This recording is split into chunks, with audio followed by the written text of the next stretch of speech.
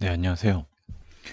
오늘은 데이터 분석 관련된 얘기를 좀 하려고 하는데요. 조금 기술적인 얘기보다는 제가 요거 오늘 좀 얘기 준비한 건 시각화 관련된 얘기인데, 어, 사실 데이터 분석이라는 것을 통해서 연결되는 것들이 꽤 많은 것 같아요. 뭐 빅데이터,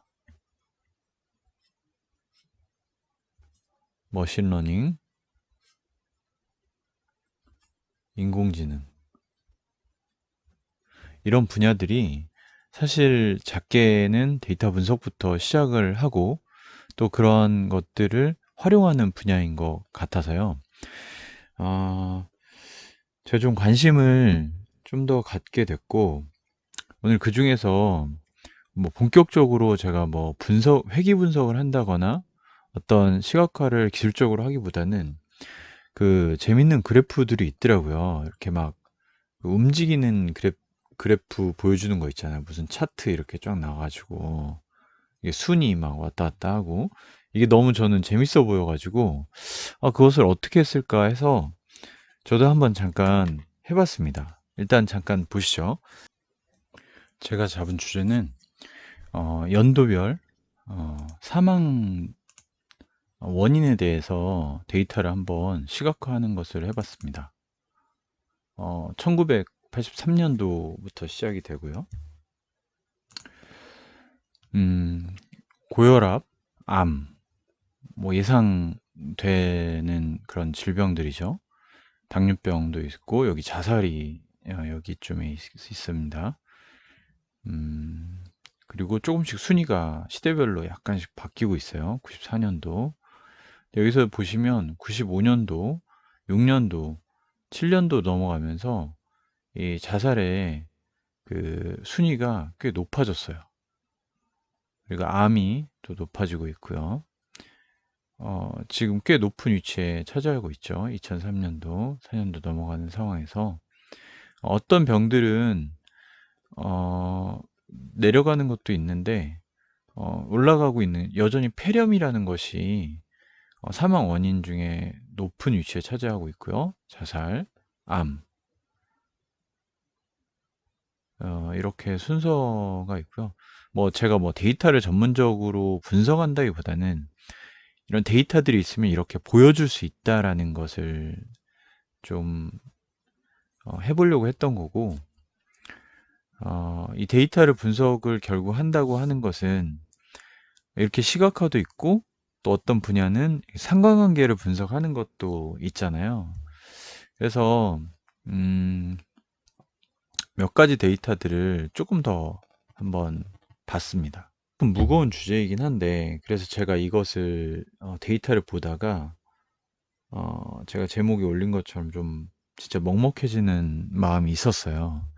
근데 제가 좀 한번 찾아봤던 데이터를 한번 보여드리겠습니다.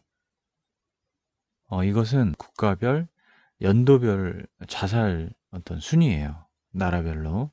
우리나라가 꽤 높이 올라오고 있는 것이 보이죠. 헝가리가 위에 있고요. 일본도 상위권에 있습니다. 음, 우리나라는 상당히 상위 랭크를 계속 차지하고 있어요.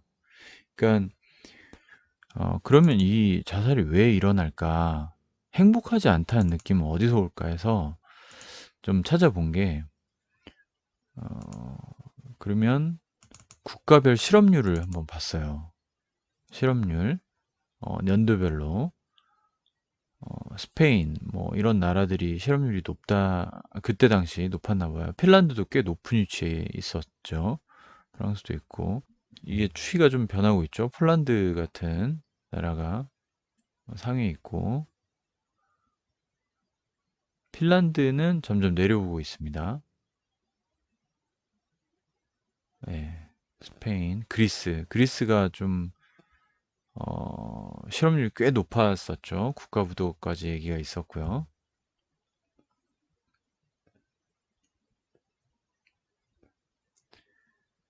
그리고 우리나라는 뭐 실업률 측면에서는 그렇게 상위 랭크가 아니더라고요.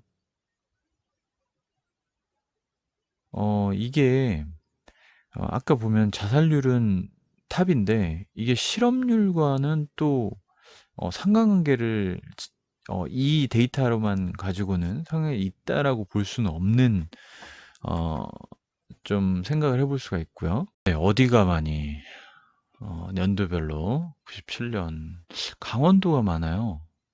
제주도도 꽤 많고요. 이게 기준이 그 10만 명당 기준으로 하더라고요. 10만 명당 자살 수. 저는 사실 서울이지 않을까라는 생각도 조금 했거든요. 좀 서울이 각박하다고 하니까. 근데 의외로 다른 지역에서 좀 높은 위치를 차지했어요.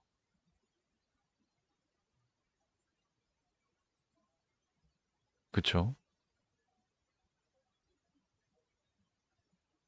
오히려 서울은 그렇게 높은 비율은 아니었던 것 같고요. 이것이 또 혹시 이제 실업률하고 또 관련이 있나 해가지고 실업률을 한번 봤습니다.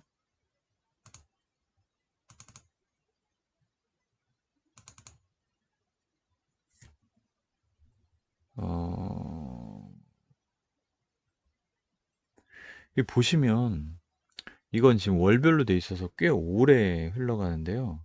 제가 어느 정도 더 봤는데 실업률 자체에서 강원도가 그렇게 높은 비율은 그 상위는 아니에요.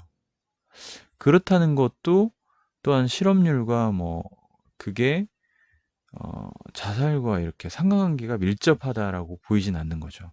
그러니까 개개인의 사정에 의해서 어떤 그런 좀 선택을 극단적으로 하게 되는 거고, 그게 그 지역의 어떤 실업률과는 조금 관계를 있다 말하기는 좀 어렵다라고까지는 얘기할 수 있을 것 같아요.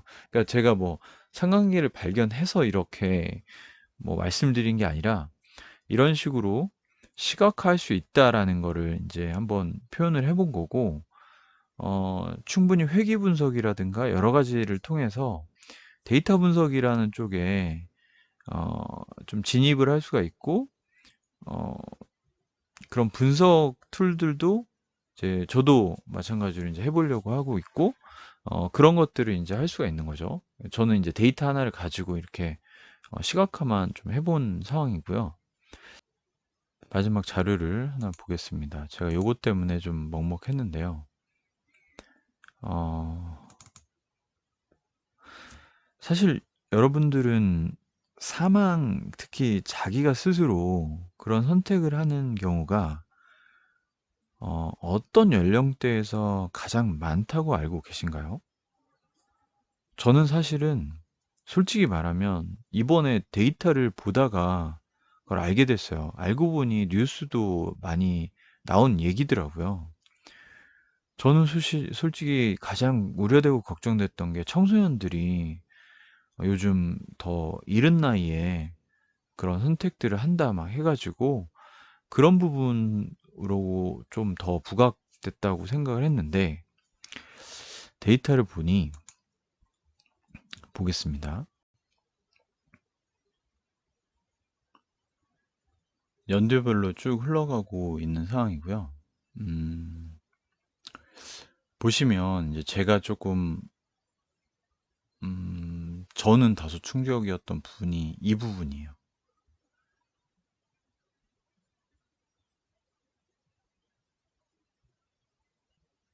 지금 보시면 한 50% 이상이 비중이 이 60세 이후 분들의 숫자예요. 관련 기사를 한번 봤어요. 그러니까 이게 뭐 작년 기사인데 OECD 최고 자살률이라고 했는데 사실 노인분들에서 가장 높았던 거더라고요.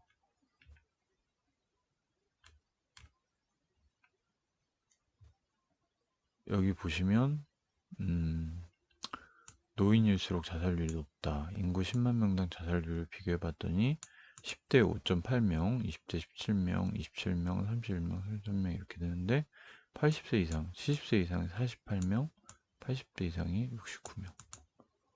70대 이후가 그렇게 높아진다라는 거예요. 음, 이 정도의 인생을 이제 살고, 그 나이에 이제 극단적인 선택을 한다는 것이 마음이 너무 안 좋더라고요.